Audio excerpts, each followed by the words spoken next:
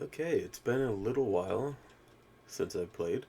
Now let's go on with Route B. This is going to be a bit different because I'm going to cut out a lot of it and only leave in the new things or like important fights. But a lot of the running around, I'm going to cut out. Whenever I interacted with Kaine, I was reminded about something from my past.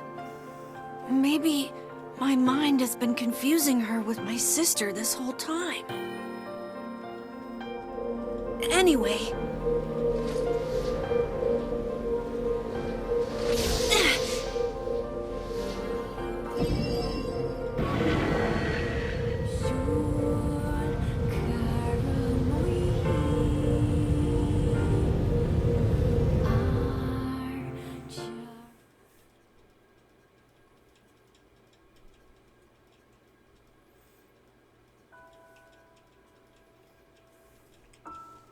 The sound of rain filled the village.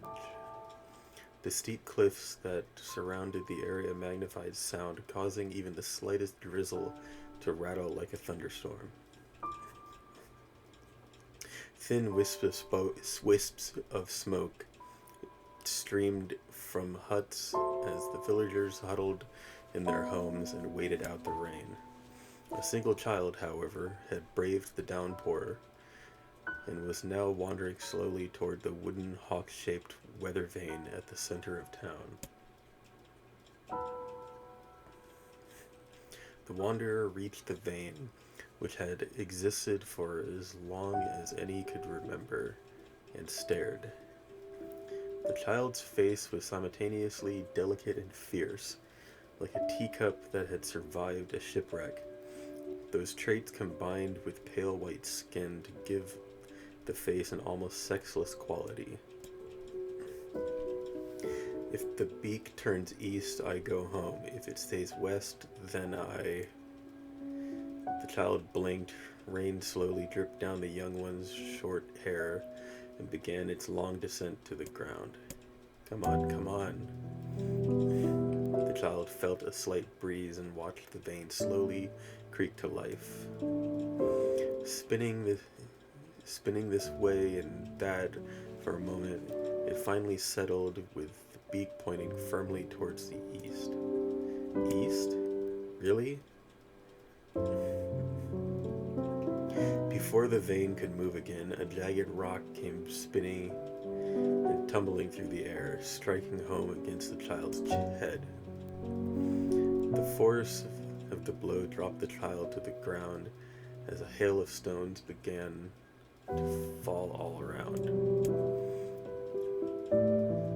Oh no, they found me. I missed that, but a breaking smile crept across the child's face as the stones continued their assault.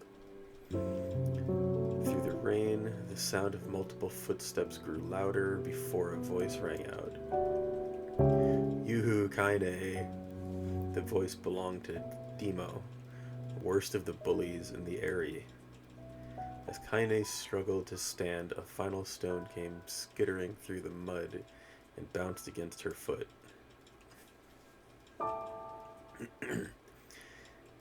Blood oozed from a cut above her eye and blurred her vision, but she could make out the shapes of Demo and his usual gang of idiots. The boy seemed taken aback for a moment by Kaine's seemingly indifference to the blood dripping from her face, but quickly regained his bravado. What's up, freak? You like the rain? You like getting all wet? Or did you finally decide to run away from home? Though she knew it was futile, Kaine turned to leave. Before she could get more than a few steps, the other children scrambled to surround her. Cruelty burned in their eyes. Kaine knew those were not the only eyes on her. The tormentor's parents watched from the safety of their homes. She was attuned to this sensation. It was one she had experienced many times before. While some villagers simply turned a blind eye to the actions of their children, many encouraged it openly. In society ruled by superstition and fear, Kaine was something to be hated, and if possible, destroyed. I didn't say you can leave, freak. Demo's words chewed at her like a worm through an apple. He can't hurt me, she lied to herself. Be strong, be brave. He can't hurt me. He can't hurt me. He can't hurt. Oh look, the little freak is gonna cry. What's wrong? Are you sad that everyone hates you and wants you dead?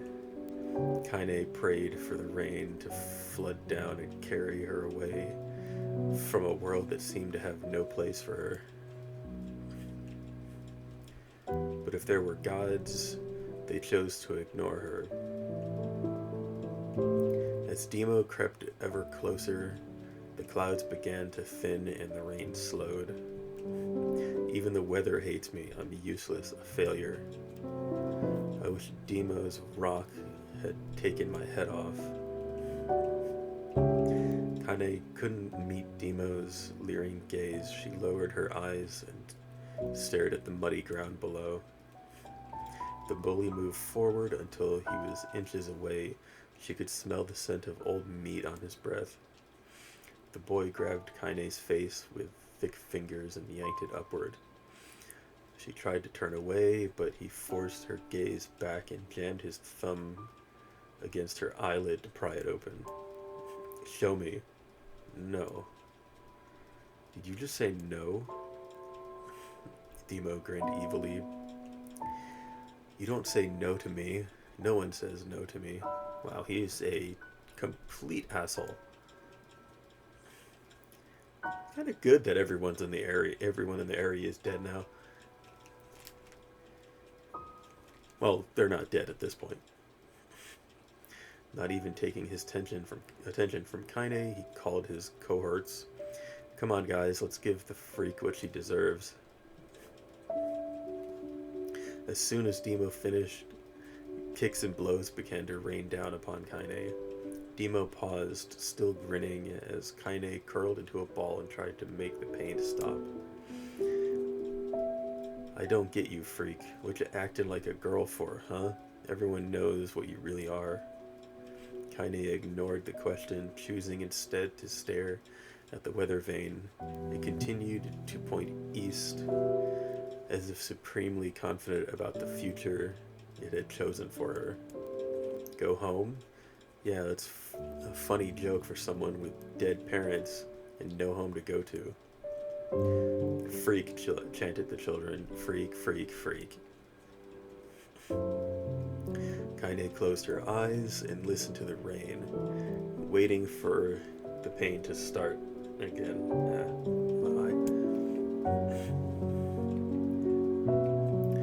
As the clutching hands of the village children closed around her, she bent her mind to the sound of the rain, letting it become her world entire. Is that a typo? Like her entire world.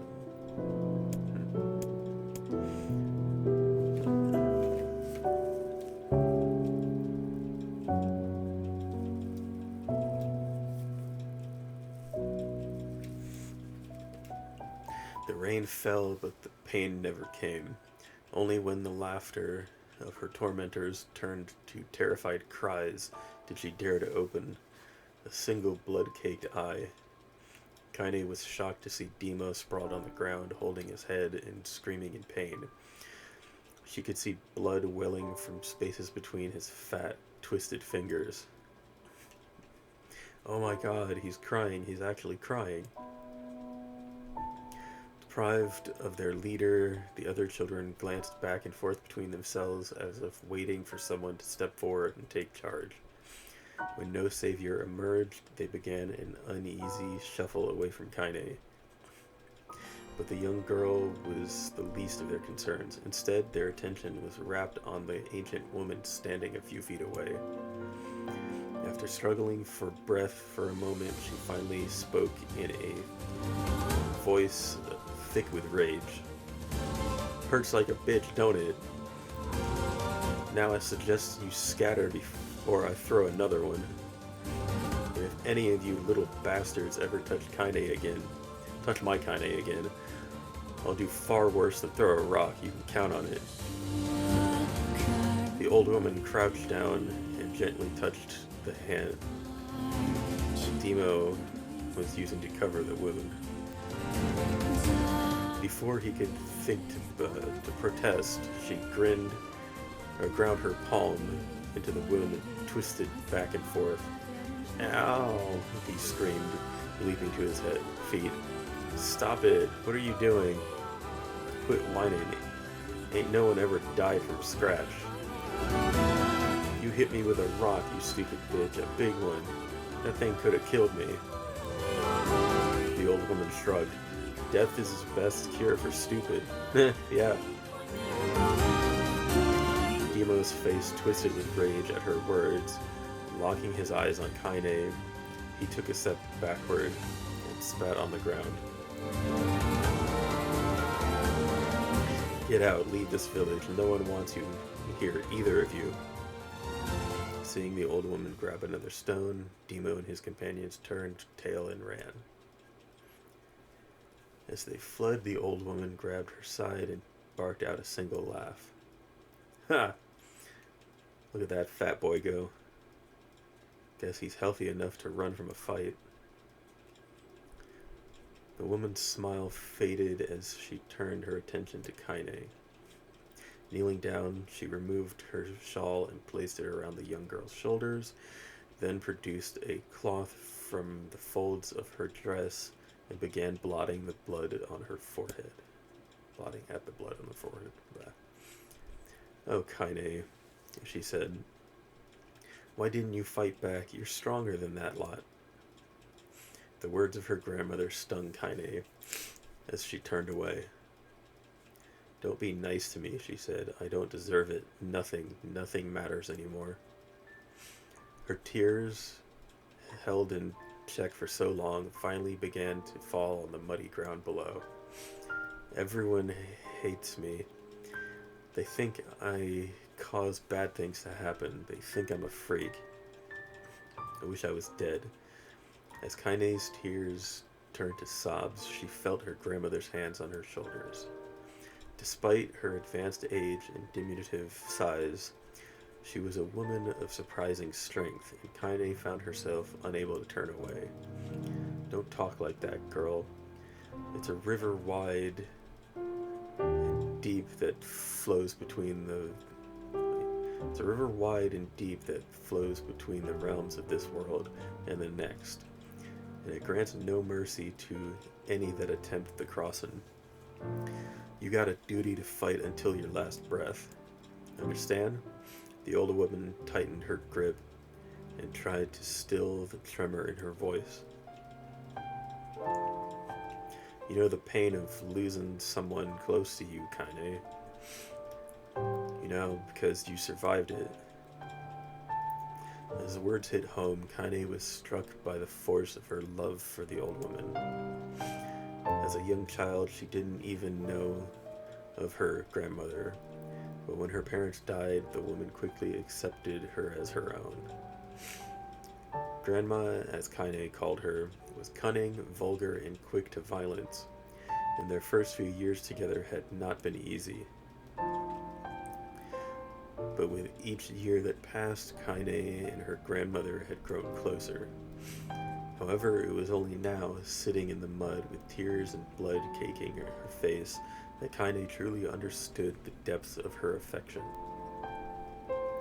Here was a woman who had seen hard times, who had seen death, who had fought through all these things and somehow emerged on the other side. If anyone can understand Kaine's pain and loneliness, it was her. Do I make you sick, Grandma? Of course not. Don't be an ass. Kaine drew her grandmother's moth-eaten shawl around her body and shuddered.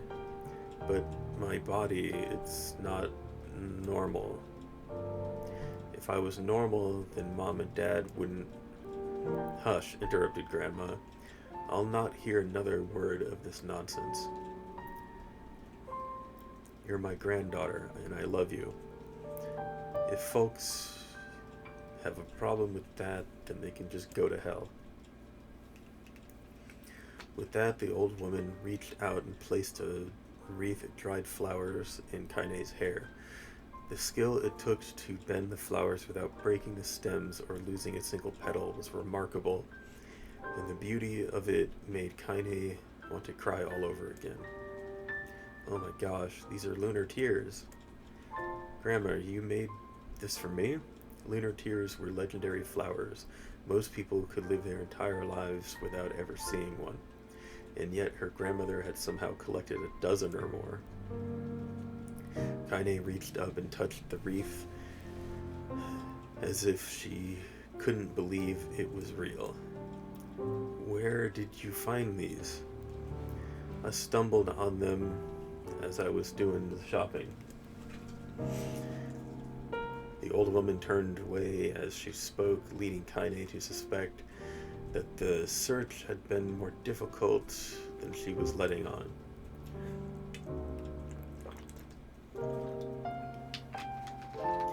The pains she took to construct the ornament, let alone track down the flowers used in its construction, made Kaine's heart hurt.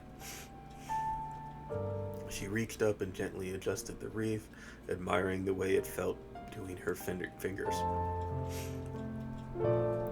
Didn't quite turn out right, said her grandmother as she squinted at it.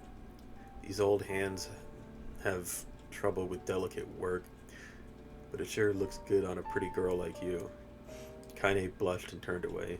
You think I'm pretty? Of course you are. What a fool thing to say. Thank you, Grandma. Her grandmother smiled. We're gonna be fine, you and me, she said. Long as we got each other, we'll be just fine. Kaine took her grandmother's hands in hers, and the two of them struggled to their feet.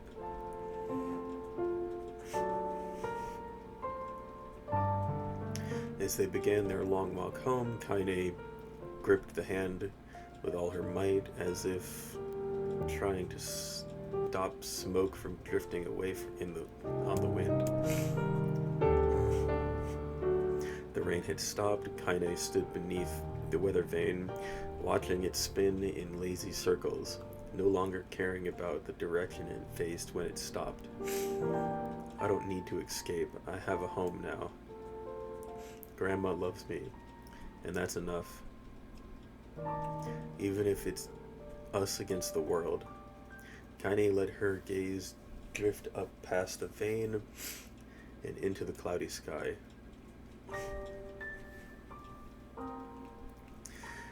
The last faint hints of a rainbow were slowly fading.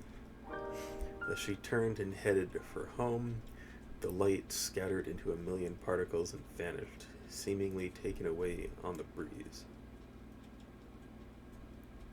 Daily life.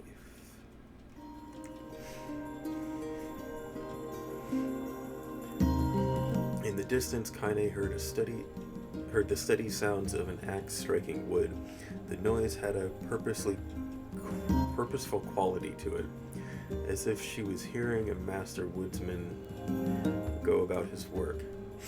The firewood being produced, however, was as far from a work of art as it could be.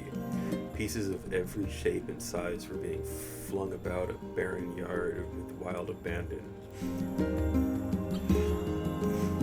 Anyone trying to stack such wood would probably die of frustration before the job was through.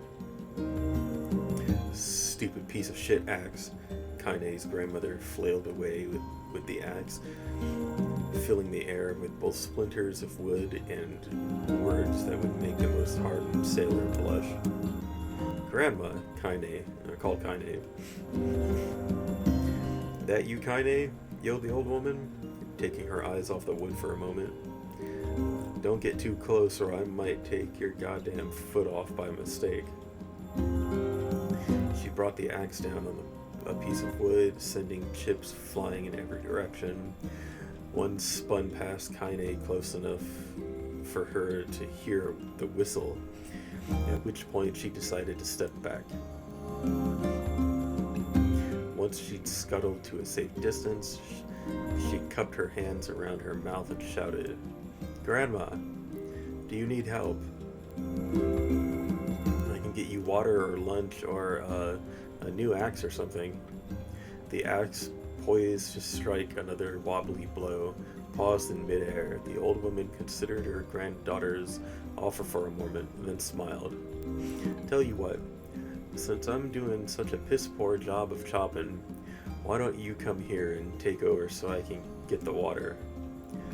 Shades have been restless lately, and I don't want you running into one of them bastards." Relinquishing the axe, her grandmother picked up a long pole with wooden buckets on either end. Gathering water was by far the more difficult of the two jobs, but Kaine knew better than to complain. Once Grandma's mind was set, there was no changing it. Kaine did her best to help with chores, but Grandma took every task that required to travel to the village. Though she had a long list of plausible excuses, Kaine knew the real reason.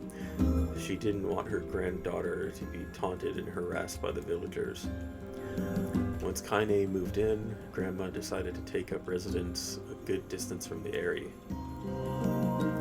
Out of sight and out of mind seemed to be the best policy when it came to the villagers and her granddaughter. And rare were the days when any but the two of them could be found on the rocky acre of land they called home. Kaine enjoyed the solitude, but harbored a secret resentment that her grandmother was forced to spend her golden years in such a place. After watching her grandmother leave, Kaine turned her attention to the task at hand. She had never chopped wood before in her life, and soon discovered why the old woman had hated the chore. Swing after swing, the axe produced only a tiny crack in the wood, and when she finally managed to connect us with a solid stroke, the tool embedded itself in the log and refused to budge. Frustrated, Kaine swung the axe around her head and threw it, log and all, across the yard. She suddenly understood the joy her grandmother felt in a good curse. Happier now, she picked up the axe, forcing it from the wood, and resumed chopping. She had a natural skill with the blade, but the task was challenging, and blisters soon began to form on her small pink hands. "This is tough, and my logs are all weird sizes." Spitting on her palms and ignoring the pain, Kaine redoubled her efforts. Just as she was developing a rhythm, Grandma returned from the village. Setting down her buckets with a small sigh, she took one look at the logs and coughed out a wheezy laugh. "Pretty clumsy, girl. You better practice if you..." Her grandmother suddenly collapsed to her knees, causing one of the buckets to wobble precariously. Eyes wide, Kaine dropped the axe and ran to her grandmother's side. "Grandma." The old woman shook her head and pointed a trembling finger at the bucket. "Get the bucket. Can't let it spill." Kaine steadied the bucket with a foot as she knelt by her grandmother. A small bit of water sloshed over the side and made a new home on the hem of her dress, but Kaine didn't notice. Grandma, what's happening?" Crazed with panic, she grabbed her grandmother by the shoulders and shook. After a moment, the woman lifted her arms and batted Kaine away. "Stop that. Just stop," she cried, breathing heavily. "It ain't like I'm dying. I just tired from the trip is all." Kaine desperately wanted to believe her, but one look at the old woman's shaky hands and worn face told her more than words ever could. Her grandmother had lived a long, hard life, and it seemed the bill was finally coming due. The time when her grandmother watched over Kaine was ending, sooner than either of them had feared. The positions would be reversed. The next morning, Kaine came to the side of her grandmother's bed and took her wrinkled hand. "Grandma, you're sick. You need medicine. I'm going to the village." The old woman shook her head and tried to rise, but Kaine gently pushed her down. "It's all right," she said. "I'll be fine." Her grandmother fixed her with a gaze that could melt steel. After what seemed an eternity, she finally lowered her eyes and sighed. "Well, I don't like it, goddammit. But I guess I should quit being so stubborn and let you grow up." The old woman watched as Kaine strapped on her boots and made her way down the road to the village. Hours later, as an unseen sun made its way across a dark and rainy sky, she was still watching. Kaine moved at a brisk pace, checking her pockets every few minutes to make sure the money her grandmother gave her was still there. Every noise caused her to spin on her heels, making sure she wasn't being stalked by a shade, or worse, Demo and his gang.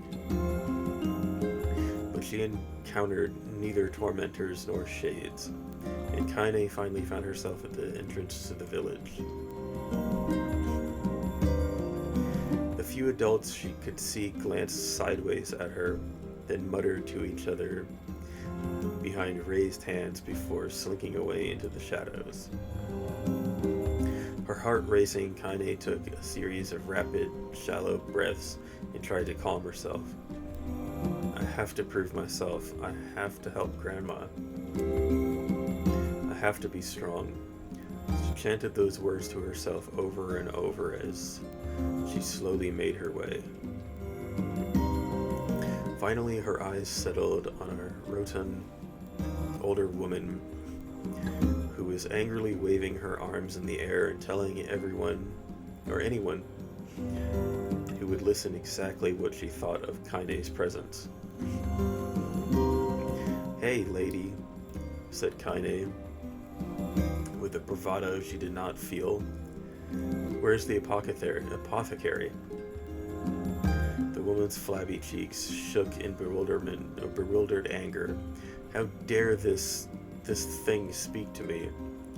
they seemed to say.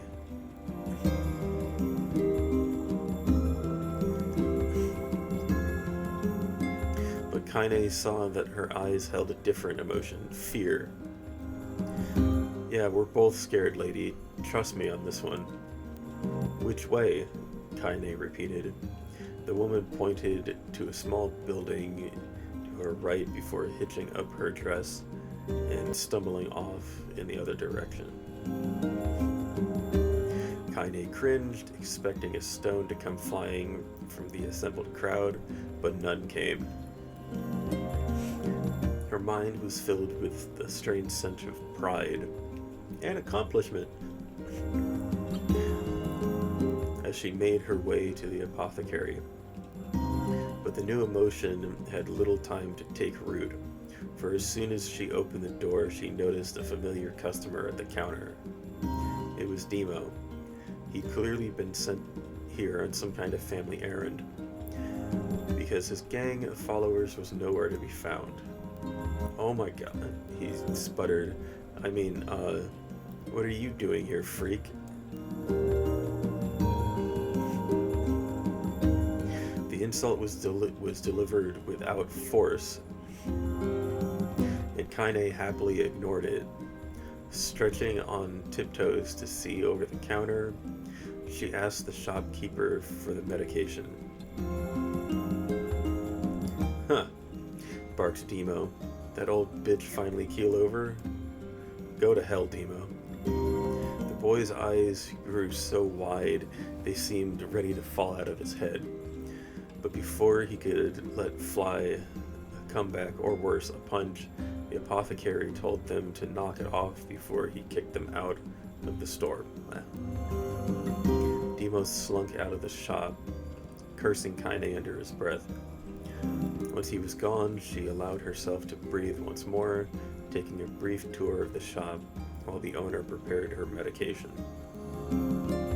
Countless tiny bottles filled the cramped store, each with a label written in some indecipherable language.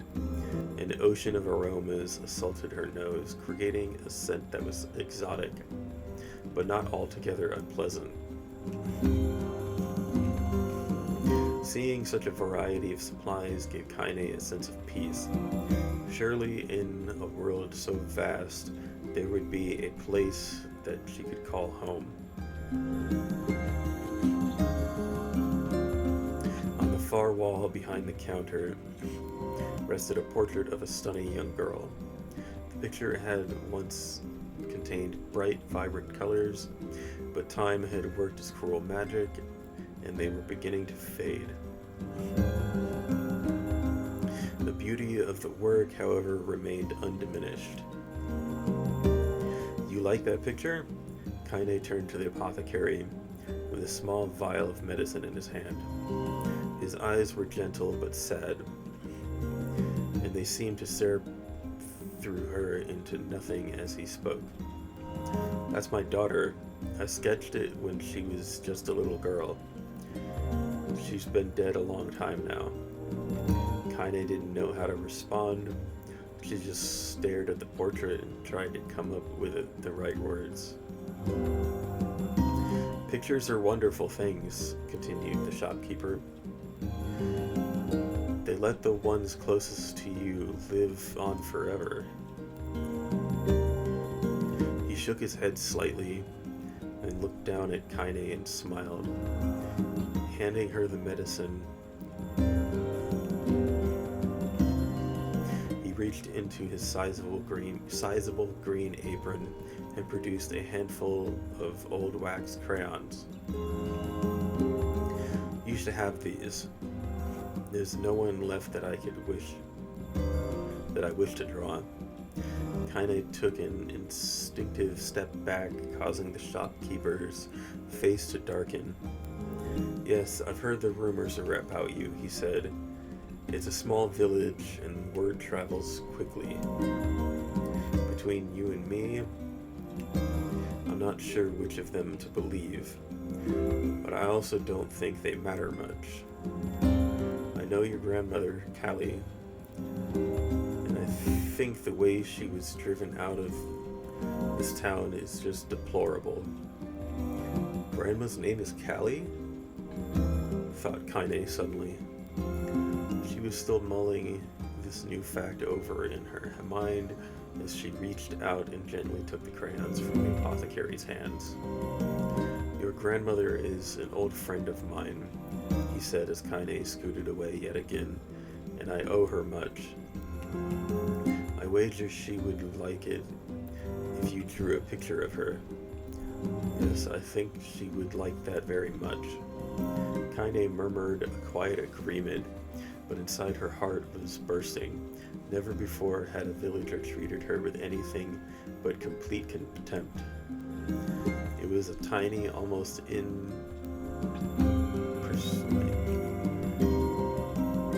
imperceptible step, but it was a step nonetheless. And with enough tiny steps, she might one day discover the rest of the world. When Kaine returned home, she found her grandmother asleep in her bed. Her feet were blackened and raw, and even bleeding a bit in places, leading Kaine to think that she had been pacing around the room until exhaustion finally caught up with her. She placed the medicine by her grandmother's pillow and turned to leave, but found the old woman's hand clasped around her arm. "Back already, are you? asked her grandmother with a yawn.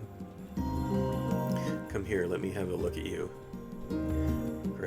Grandma sat up and examined Kaine from head to toe. She finally satisfied that nothing terrible had befallen her grandchild. She leaned back and allowed herself to relax. Well, how was it? Those bastards give you any trouble? It was kind of fun, said Kaine with a small smile. No, seriously, it was. Fun, eh? Asked her grandmother in a voice which implied that she believed anything but. Uh-huh, so anytime you need me to run an errand, just let me know. As she spoke, Kaine removed the crayons from her pocket. After a brief explanation of their source, she informed her grandmother that she was going to sketch her portrait.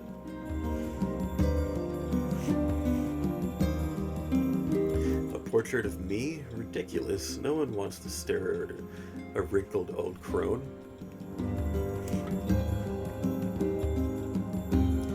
But Grandma, it'll make you live forever. Horse shit. Said her grandmother, throwing back the sheet from her bed. Living forever would just piss me off. Now put those crayons away and help with dinner.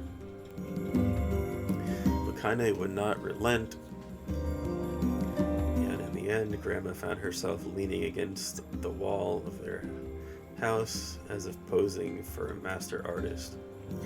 Kaine took up the crayons, eyed her subject carefully, and set to work. Just as her grandmother was about to nod off, Kaine finished the piece. After staring at it for a bit, she released it from her.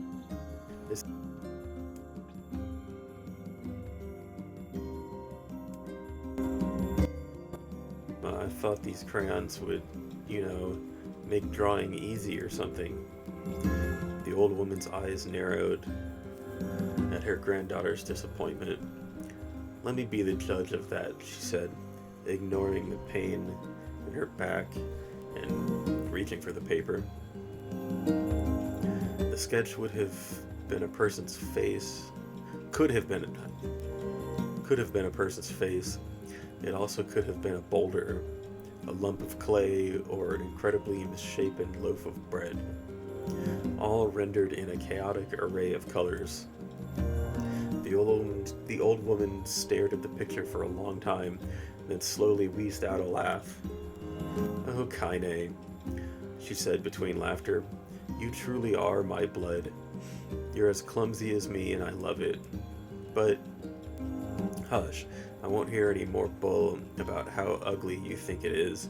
It came from the heart, and I'll treasure it always. God, why can't I read?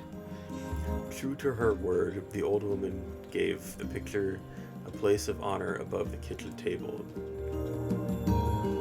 In the days that followed, Kaine would often catch her staring at the portrait with a strange smile on her face, an action she interpreted as silent, mocking laughter. A week later, Kaine could stand it no more and asked her grandmother to take the artwork down. Posh, said the old woman. I'll take this down when they roll me in my shroud. She pondered this for a bit, then turned to Kaine and dropped to one knee. Listen to me, girl. Seeing this picture makes me happy in a way I've never felt before. And it makes me want to go on so that someday you can feel the same happiness. It was a moment that burned itself in Kaine's memory, a perfect blend of pride and love and joy that came together to form a lifelong remembrance.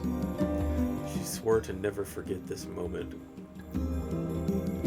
to never forget the old woman who had made her place in the world possible. Time moves on, people and memories move in and out of a life like ghosts passing through a hall. But this moment will be different, Kaine swore, because I will remember it forever. Forever. operation.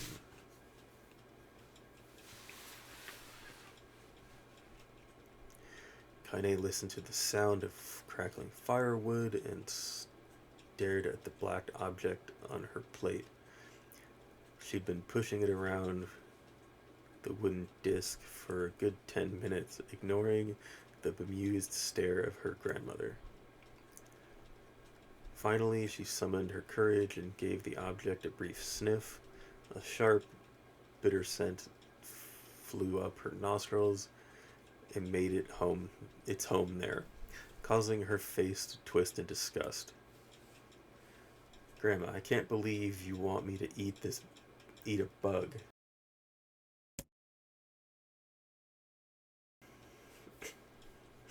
The old woman threw some more wood under the cooking pot and snorted.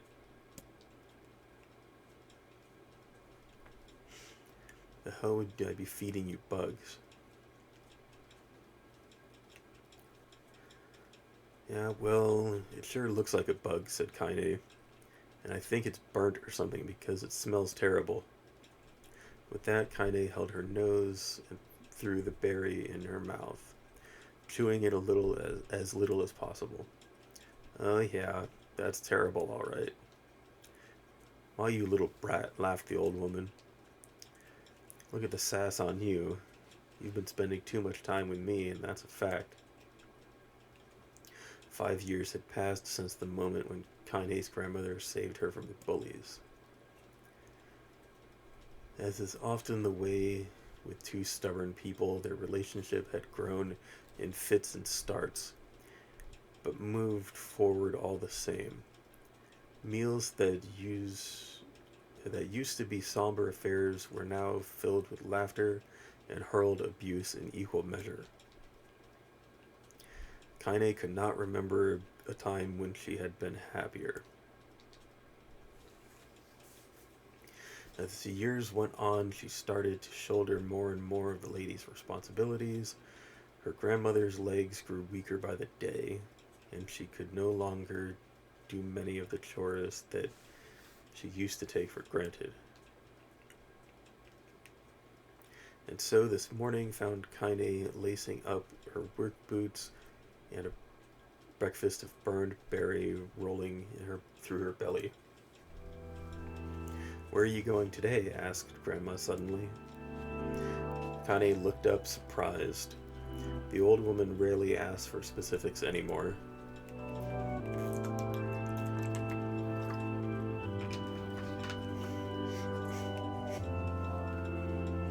Well, I was gonna check out the kelma trees and see if they were ripe. I thought we could make some jam or something. Oh, and I'm going to pick up some flagstones, so I need to take the wheelbarrow. Flagstones? What in the hell for? Kaine stared at her grandmother, then held out an arm, swept it around their home. Constructed mostly of cloth, rope, and rubble, the old place sagged like a boxer in the final round. Grandma, a dying cat would chew through this house. I'm going to build a stone wall so we have some protection. The old woman laughed, exposing her toothless grin to the world. Goddamn, girl, if a bunch of thieves want to ransack this old place, let 'em come. We got nothing worth stealing anyway. I'm not worried about the thieves, I'm worried about shades. People saw one west of the village yesterday. The old woman tilted her head and stared at her granddaughter. Well, shoot. I don't know why you have to do it today. We can worry about it some other... Grandma, no. If I don't go to the kelma trees, we won't eat tonight. You know that. A confused expression passed across the old woman's face, and for a moment she was a small child lost at a carnival. Yes, she said after a bit. Yes, of course, you're right. I'm sorry, Kaine. Lately, it seems my mind is... She didn't finish the thought, instead walking over to her nightstand and gently taking the wreath of lunar tears from the drawer. The flower's petals had aged to a brilliant whiteness. And Kaine thought it was more beautiful now than the day she first received it. "You're gonna be a true woman soon," Grandma said, as she placed the flowers in the girl's hair. "So that means less chatter about shades and built-in defensive walls, and more talk about how beautiful you've become." Annoyed, Kaine reached up and removed the garland. But the look on her grandmother's face stopped her hand. "You're a beautiful thing," said the old woman, "and there ain't another like you in the world. I'm very proud of you." "Okay, Grandma, that's enough goddamn compliments for one day."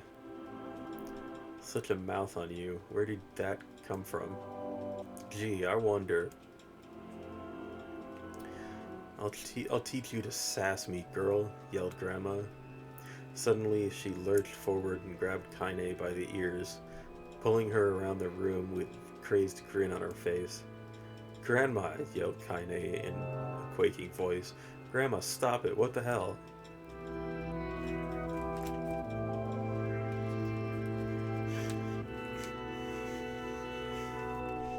The old woman stared at her and blinked, then slowly held her wrinkled hands out as if it was the first time she had ever seen them. Oh, I don't know what happened there. I'm sorry, girl. Sometimes my mind just..." Kaine thought the look on her grandmother's face was the most heartbreaking thing she had ever seen. "Listen," she began. "Maybe I should stay home after all." "No, I won't have you stay here to keep an eye on an old codger like me. You go get your fruit and your wall and whatnot. I'll be fine. And when you come back, I'll have a nice grasshopper dinner waiting for you." Kaine rolled her eyes, then kissed her grandmother on the forehead and made ready to depart, trying desperately to ignore the worry that was gnawing at the walls of her heart. Kaine could feel the old woman's eyes watching her as she moved down the path. Don't turn around, she told herself. But in the end, the temptation was too great. She spun on her heel for one final look and saw a small, bent woman standing in front of a ramshackle hut with a sad expression on her face. God, she looks so old now. It's like the wind could reach down and just carry her away. Kaine worried about her grandmother all day, causing her work to suffer. What little fruit she could collect was tossed carelessly into the wheelbarrow, and she only found a couple of stones before losing interest in the project. Finally, as dusk approached, she decided to call it a day. Cursing herself for the lack of focus, Kaine pushed the near-empty wheelbarrow back down the path. As she crested the final hill, she suddenly froze in place. The wheelbarrow fell from her fingers and collapsed on its side, sending a few pieces of wrinkled brown fruit rolling back down the hill. Her gaze was transfixed by a thick black cloud that hovered just ahead. Tracing its path with a finger, Kaine suddenly felt her stomach knot in on itself.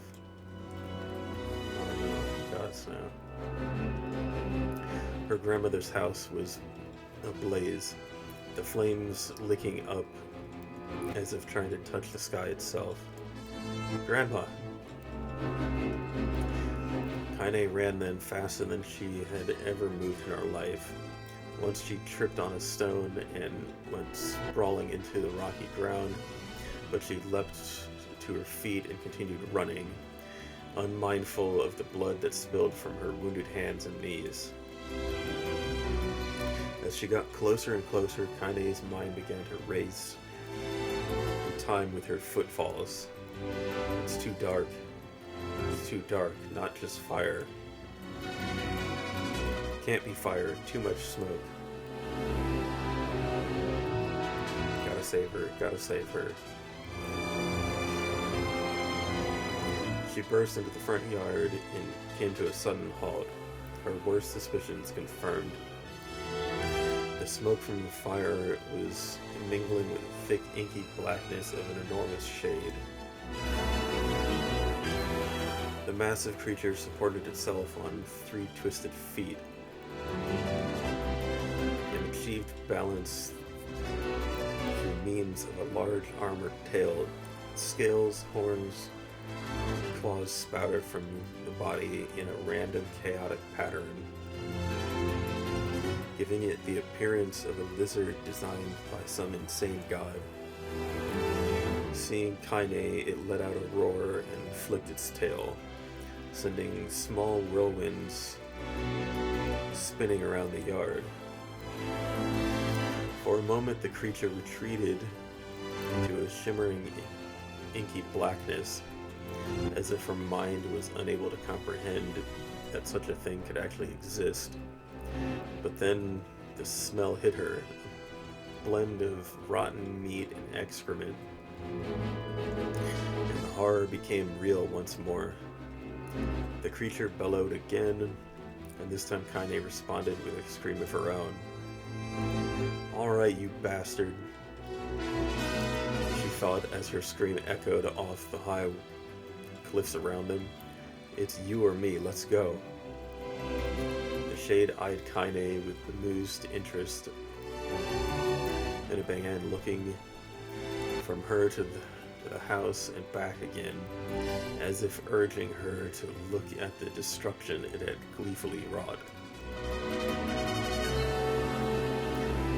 With dread building in her heart, Kaine glanced towards the house. Through the smoke and flames, she spotted a small figure struggling to escape the ruins. "Grandma." At the sound of her voice, the old woman began waving frantically. "She's alive," thought Kaine, "alive." Kaine's legs sprang to life as she raced across the yard towards the flaming wreckage of the house. Before she could advance more than a few steps, the shade opened its mouth and let out a roar powerful enough to uproot trees and send them flying. The blast sent Kaine tumbling through the air before smashing her against the rocky earth. Stars danced in front of her eyes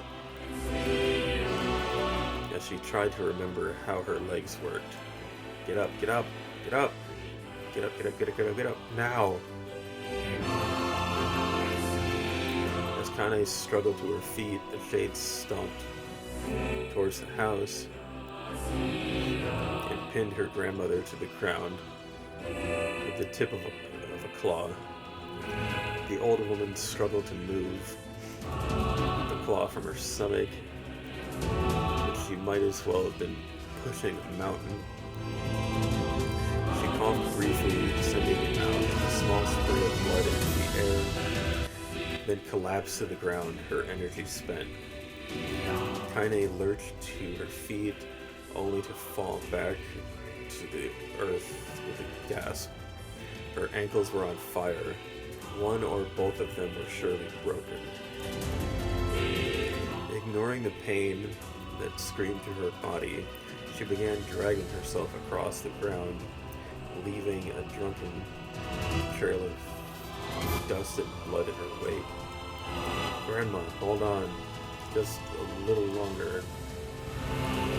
Her grandmother's face was turning blue, her eyes rolling back until only the whites were exposed. Kaine pulled herself across the ground with maddening slowness, the distance seeming to increase with every second that passed. The Shade glanced between the two women and flicked out his tongue, a giant mouth turning up at the corners. Short, panting breaths belched from somewhere deep inside its core. Bastard, laughing at us. She had no idea how such a mindless creature could experience emotion, but there could be no doubt the Shade was taking joy in their suffering. Yeah, I see your plan. The Shade moved its claws slightly, allowing Grandma to breathe again. It was clearly keeping her alive, only to snuff out her life when Kaine was close enough to touch her. I'm gonna kill this bastard. Summoning all her strength, Kaine rose to her feet. There was a sickening snap from her right ankle as the foot twisted backward. But she forced it from her mind and began to hobble towards the monster. Pulling a small knife from the pouch at her waist, she leapt on the foot that pinned her grandmother and plunged the weapon deep. "Give her back," she screamed. "Give her back to me." It was like stabbing a rock. After a few swipes, the knife broke at the hilt with a dull snap. The Shade panted laughter again, then raised its tail and sent it rushing through the air towards a young girl that was latched to its foot. Kaine never had a chance. The tail struck her square in the chest and sent her crashing into the burning wreckage of the home. As she lay on the ground with blood pouring from multiple wounds, a small, weak voice spoke up. Kaine? Kaine's vision blurred, but she forced herself to focus on the sound. Finally, her eyes cleared enough for her to make out her grandmother's hands reaching out to her through the smoke. "Grandma? Kaine, you gotta run." Well, she can't really run now. "You can't best this one." Kaine grabbed the hands and held on with all her strength. "Grandma, come on, we have to go." The older woman coughed loudly. One of her hands, slick with blood, slipped from Kaine's grasp and thumped on the ground to the ground below. "Grandma, no, no." I said, "Run, goddammit. You have to live. You have to get through." The thought would stay forever unfinished. Before she could say another word, the Shade's clawed foot descended, smashing through the remains of the roof and down upon the shattered figure of the old woman. Blood oozed from the gaps in the creature's toes as the terrible putrid smell assaulted Kaine's nose once again. She stared at the foot, dumbfounded, convinced that what she was seeing could not possibly be real. When the creature finally lifted its appendage, all that remained underneath was a twisted, unrecognizable mass of rubble and red. Her grandmother was gone. Kaine blinked, trying to feel the hands which had been in hers just a moment before. For a fleeting instant, she could remember the warmth of that embrace, the trembling of the fingers, but then the sensation drifted away on the breeze and was gone.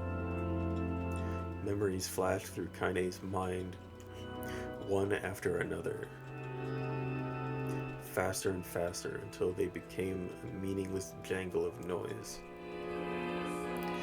Kaine screamed then, a thunderous sound that echoed off the cliffs and seemed to roll away forever.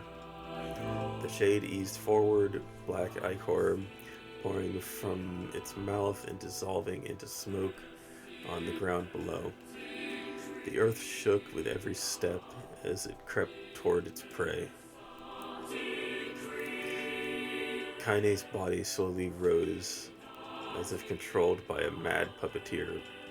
Her arms and legs were bent in impossible angles. Her head rolled dangerously to the side, yet somehow she managed to stand.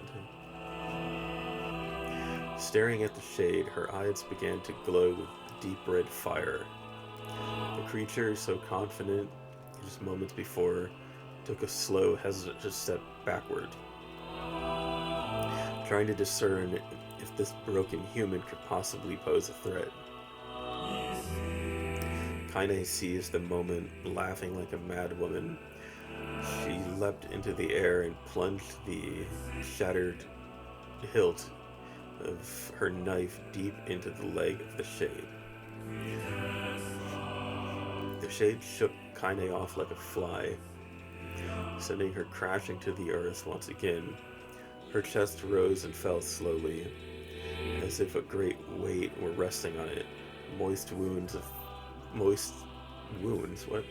Sounds of pain echoed through her mind.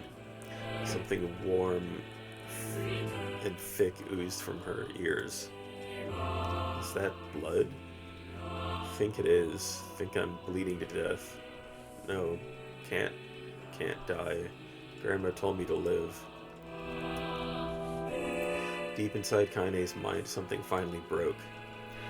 The sound, the pain, the smoke and flames, all of it faded away until all that remained was a single incantation repeated over and over again. Kill it, kill it, kill it, kill it, kill it, kill it, kill it, kill it, kill it. As that spark that was Kaine slowly began to flicker and die, she felt her desire to kill and her desire to live blend into one. The distance between heartbeats grew longer and longer and longer.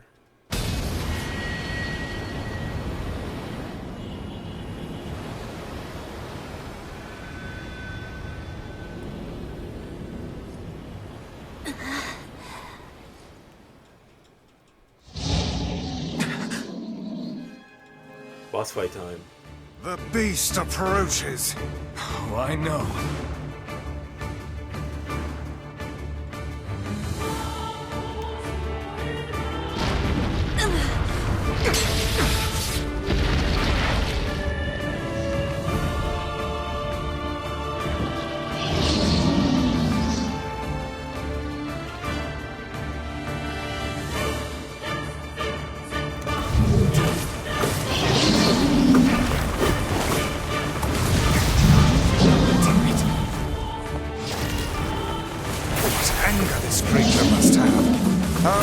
Survived these past 5 years.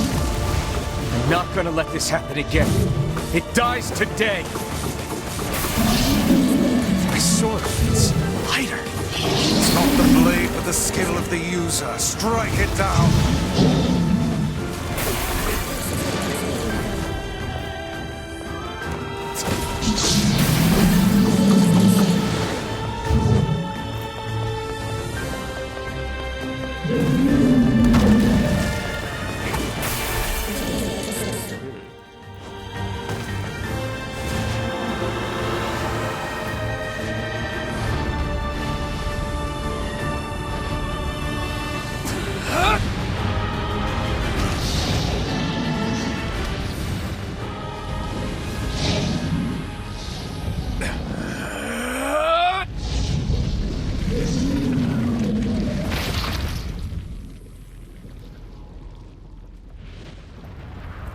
Yeah, kill it.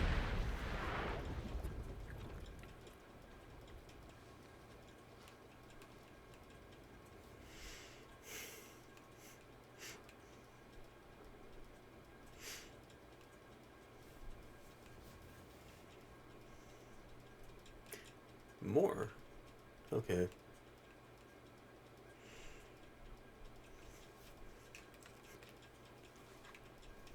Gently, weakly, softly. The shade, sure that its tormentor was dead, turned and stomped off toward the horizon, stopping along the way to bellow one final roar. Couldn't kill it. Shamed beyond imagining, Kaine tried to turn her head to the side, but only succeeded in coughing up a huge gout of blood. It was getting difficult to see, and only after a moment of fierce concentration did she realize that her left eye was gone. Laughing to herself, she turned her remaining eye to the ruins of her home and noticed a ragged stump of arm resting a few feet away. Yeah, that's mine, she thought with a mad giggle. This is gonna make clapping a real bitch. Huh, cried a sudden voice from the depths of her mind. Finally gonna die, are ya? Well, you had it coming. Go to hell, Demo, she thought at the unseen assailant. Go to hell before I pluck out your eyes and feed them to a dog. The voice of her childhood terror evaporated into smoke, only to be replaced by another, more recent voice. Hold still, said the apothecary, materializing from the ruins like a ghost. I want to draw you. That way you can live forever. What? No, stop. Don't want to live forever. I want to die right here. I see, he said quietly. Well, if that's what you want. The spectral shopkeeper fluttered in and out of existence for a moment, then produced a paper and sketched quickly. After a few seconds, he turned the page to Kaine and smiled. Since you rejected my offer, I decided to draw someone else. It was a picture of her grandmother, real as life. Kaine opened her mouth to thank the man, but stopped as the picture began to blacken in the middle. Before she could say anything, dozens of multi-legged insects began to swarm across the image, tearing at it with sharpened pincers. Stop, no, don't hurt that picture. Kaine reached out to her with her... Kaine reached out with her remaining arm and waved futilely at the air. To her surprise, the insects fell off the picture into the ground below, where they vanished into tiny black tendrils of smoke. Relieved, Kaine turned her good eye back to the picture, only to open her mouth in a silent scream. The sketch now showed her grandmother as she truly was, a smashed, unrecognizable lump of nothing. The apothecary smiled, then broke into a jolly dance. See that? He cried, as he danced his jig. It's perfect now. She looks just like you. I look like that? Oh god, I'm gonna die. I'm gonna die. Drowning in despair, Kaine laid her head back in the mud and smoke of her ruined house and waited until for the end to come. But just before she let everything go, an unfamiliar voice began whispering in her ear. Ain't you got a wish, sunshine? The voice was vulgar and fierce at the same time, as if insanity had somehow found a way to take form. Kaine wanted to scream as the voice crawled under her skin, but her lungs refused to work. You know, a wish, like a prayer or something? Why don't you get on your knees and start praying to heaven? Please, invisible man in the sky, save me, save me. Kaine finally resorted to shouting at the voice with her mind. I don't make wishes. They don't come true for me. I'm a curse, a freak. I should be left to die. The other voice boomed in her ears. Oh God, you are the best. Kaine glanced down and saw a black, shiny substance oozing from her legs. She tried to brush it away, but her remaining arm could no longer respond. The substance slowly crept around her feet and then began moving up the rest of her body. Is this death? Is this what it's like? Or is my mind just losing itself? She could feel the slime oozing upward. Feel the hot, searing pain it left in its wake. Whatever else might be happening, she was still alive, and this was real. Come on, said the voice. Let it go. Kaine tried to ignore the voice, concentrate on the pain, but the newcomer would have none of it. Don't ignore me, sunshine. You're ready to give up, ready to die, so why not let me have it? Have what? Your body. Come on, give it to me. Give it to me. I want to stand on the ground, feel the rain, taste the wind. The voice paused, as if licking its lips. When it resumed, it was filled with mad, unabated joy. And I want to take your hands and use them to choke the goddamn life out of people. I want to tear out their throats and bathe in their blood, just like before. In response, Kaine shifted her head and vomited. The warmth of it crept down her front and mingled with the pain of the encroaching black ooze. Are you a shade? Yeah, maybe. What of it? The slime reached her face, crept up past her nose, and slowly oozed into the socket of her missing eye. The moment it touched her brain, Kaine was struck by the most powerful sensation she'd ever felt in her life. It was ecstasy. She wanted to scream with delight, but all she could manage was a small whispered moan. Feels good, don't it? Asked the voice with a chuckle. Yeah, what can I say? I know how to please the ladies. Now give me that body. Come on, give me that body and I'll give you more than this feeling. It's a fair trade. A black lump began to protrude from Kaine's side. As she watched, it grew longer and thicker, eventually taking form of her missing arm.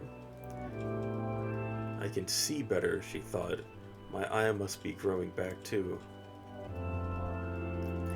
The slime reached up to envelop the rest of her face, but she managed to brush it away.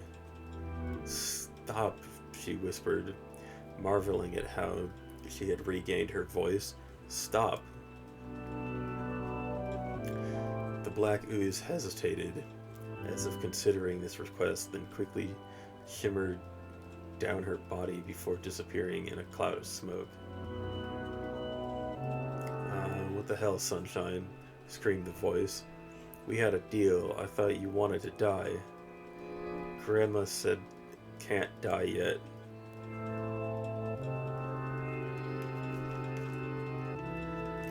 A brief image of her grandmother, bloodied and broken, flashed before her eyes.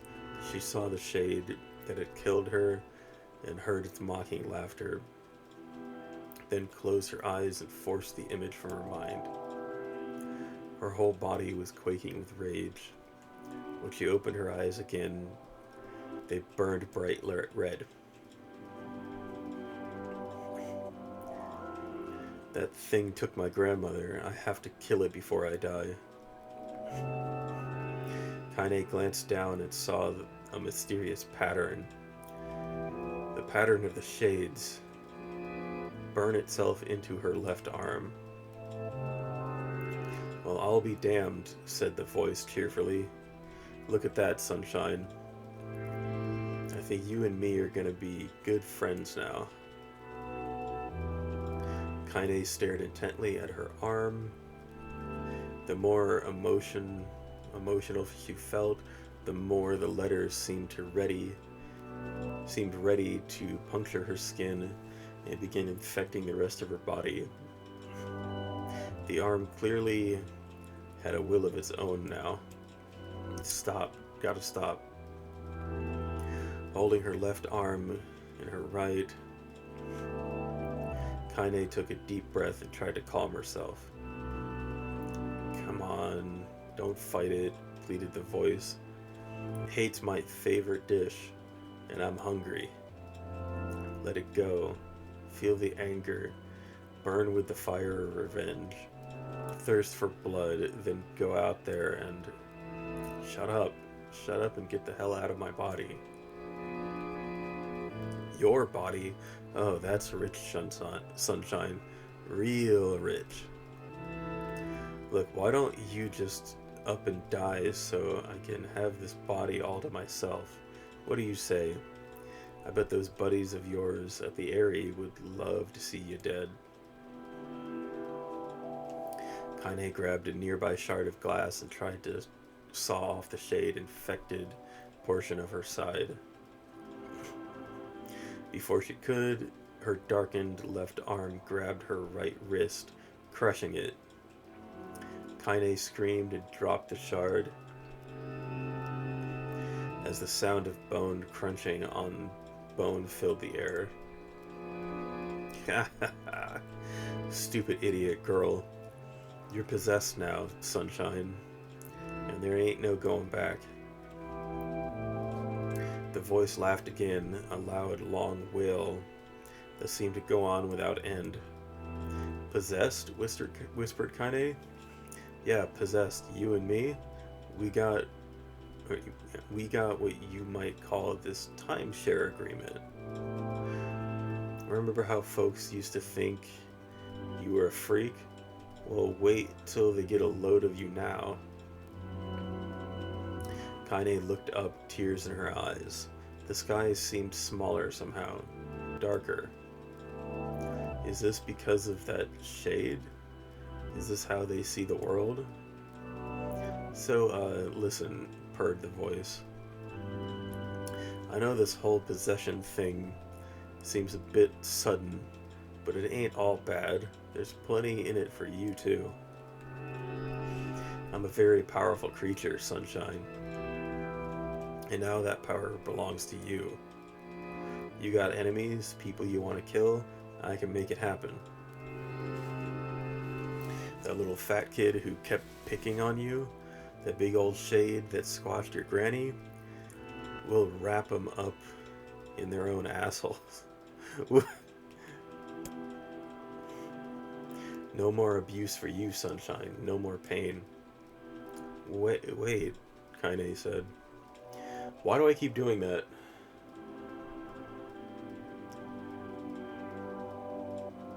Said Kaine.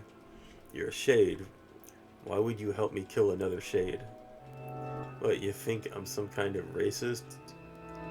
Some killing snob? I don't give a good goddamn who you murder, honey pants.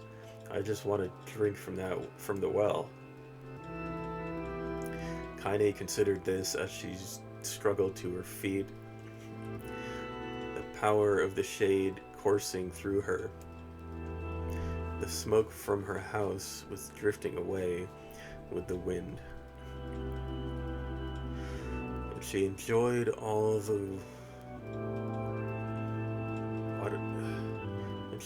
the way the cool evening breeze felt on her new left arm.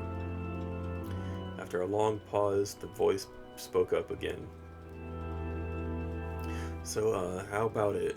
You and me? We could have some good times together. Look, I'll even take care of the bloody part if you don't want... Wait, what? Fuck off, asshole, muttered Kaine. I'll handle the killing. Screamed the voice. Look at you go, oh sunshine. We're gonna have so much fun. So listen, my name's Tyrion. And if you ever need me, I'll just be hanging out in this piece of meat you call a heart. Now get to it. The more you kill, the more your heart turns rotten and sour. And I like rotten and sour. Kaine found herself nodding at the voice. Yeah, she said. Yeah, I think this can work. I'm gonna find that shade and I'm gonna strangle it with its own guts. And when I'm done, I'm gonna do the same to you, Tyrion. Count on it. Ha, laughed Tyrion. I've shit bigger than you, so good luck on that. Good luck with that.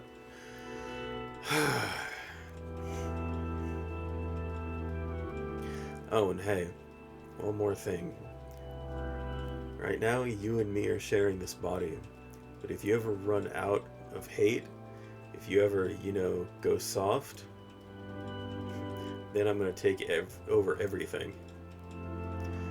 So keep on killing, sunshine, and watch your back.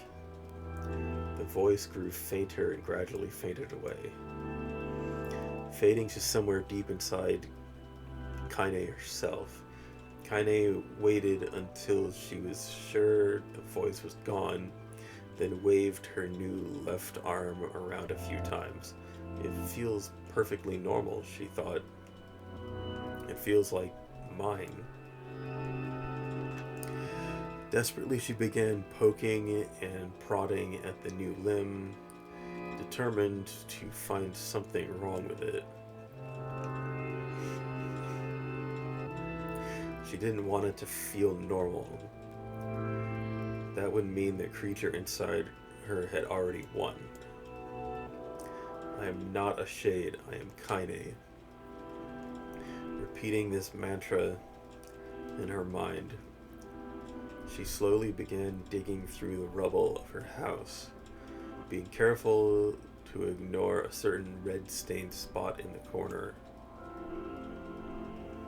Finally, after what seemed like an eternity of heartbreaking work, she found what she was looking for.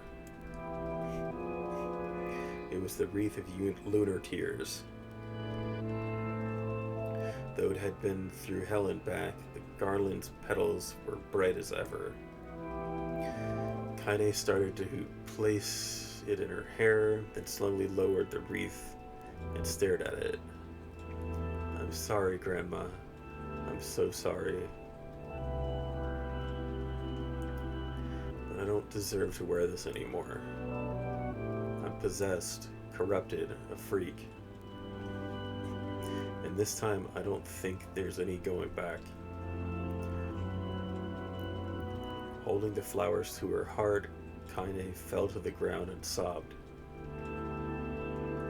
As night gradually lightened to dawn and the people of the area arose to their daily lives, she remained in that position as if tears could somehow wash away the horror that now infected her world. Alive! Stay alive! Stay alive! Grandma. Kaine, you gotta live! You gotta come back to us!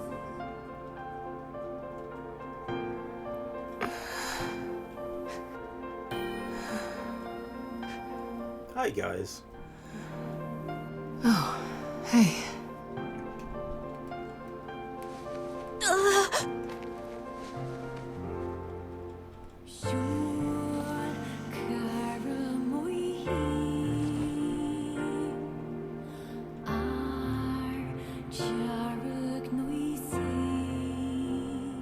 Emil, you were the one calling me, weren't you? You still recognize me? Of course. I knew you right away. Thank you, Kaine. Welcome back, Kaine. Wow. You grew up. So, how long has it been? 5 years.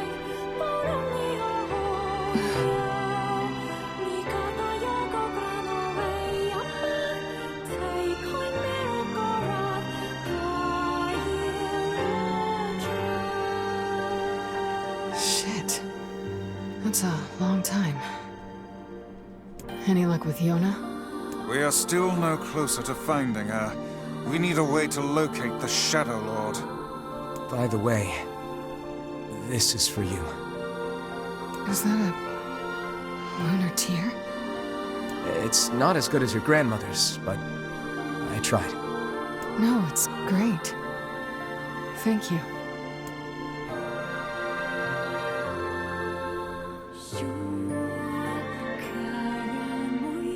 Kaine waking from her long, petrified sleep. Emil's unflagging kindness. Our reunion was a happy one, and we let it wash over us like rain. That is, until Devila and Popola had to go and ruin it all.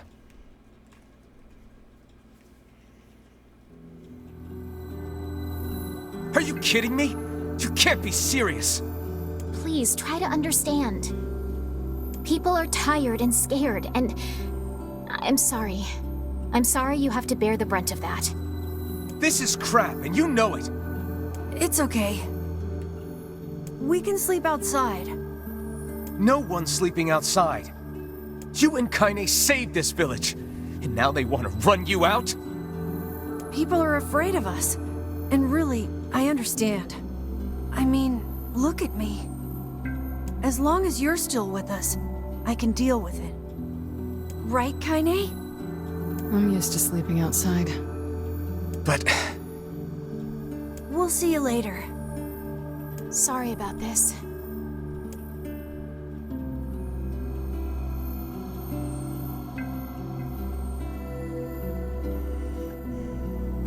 What is the matter? Kaine always sleeps outside.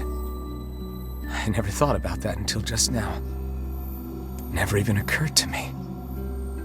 Damn it. We should turn in.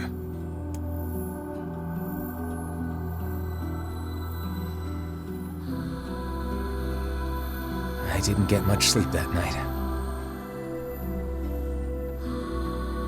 For the first time in my life, I hated Devila.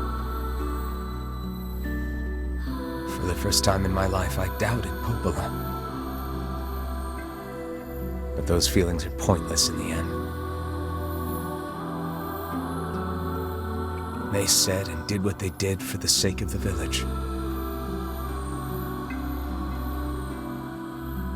To protect it from the horror of the Shades.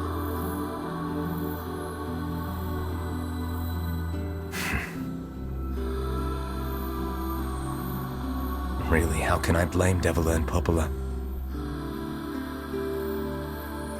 In the end, I'm just as bad. Because I never once stopped to think about Kaine and Emil's situation myself.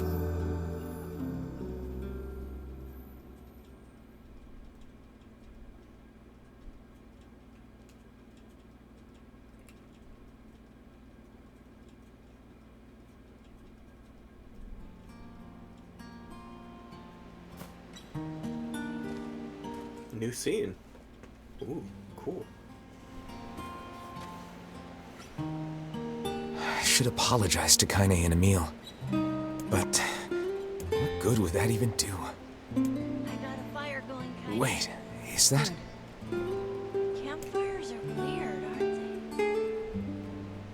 I'm so happy to get to talk to you again, Kaine. Yeah, me too.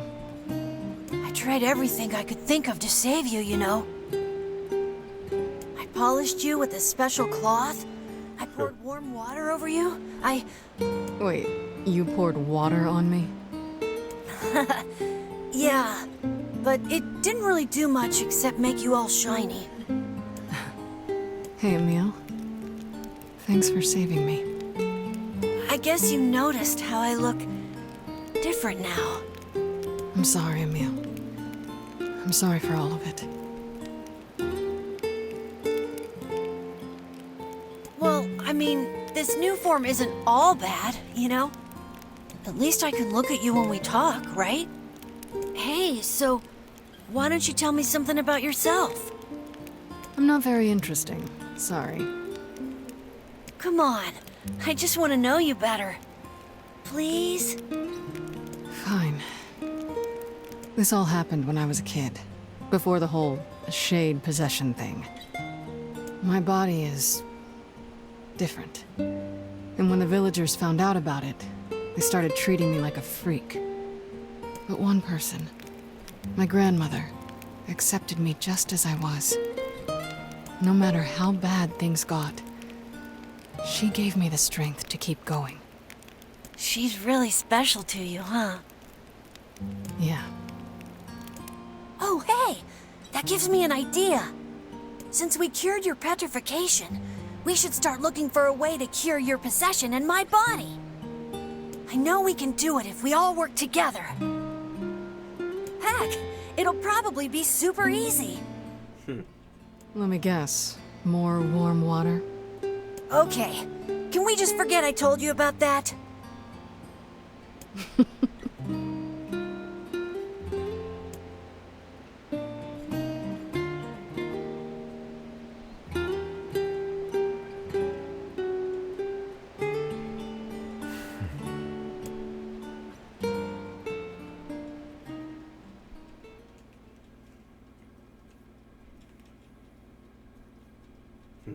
Vicey.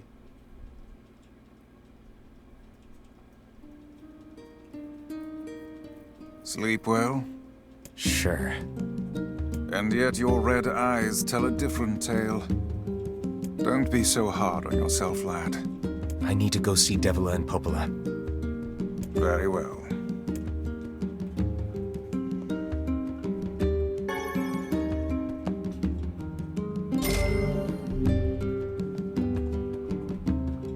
What might that be?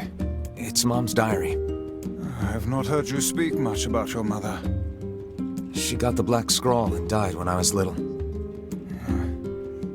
My apologies for bringing it up. It's all right. I can barely remember her face anymore. This is the only thing I have left of her. Reading it helps remind me of when we were still a family. I see. But the final entries get a little strange. In what way? Well, here. Take a look.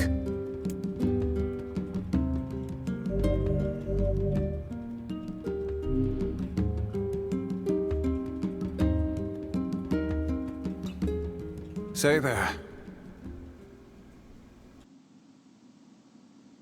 Can you not hear me?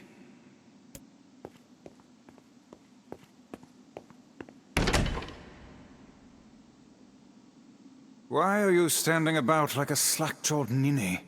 Sorry. Felt like I was dreaming or something.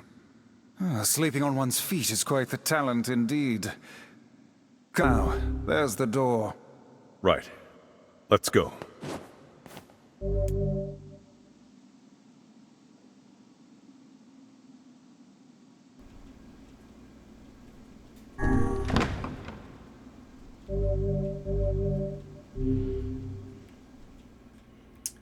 I will do that later.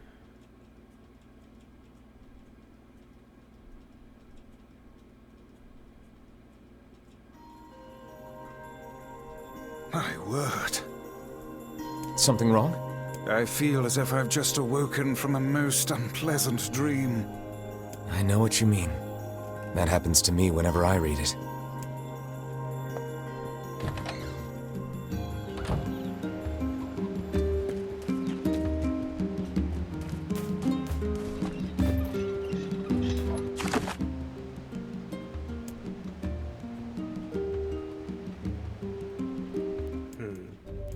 Let's do one here.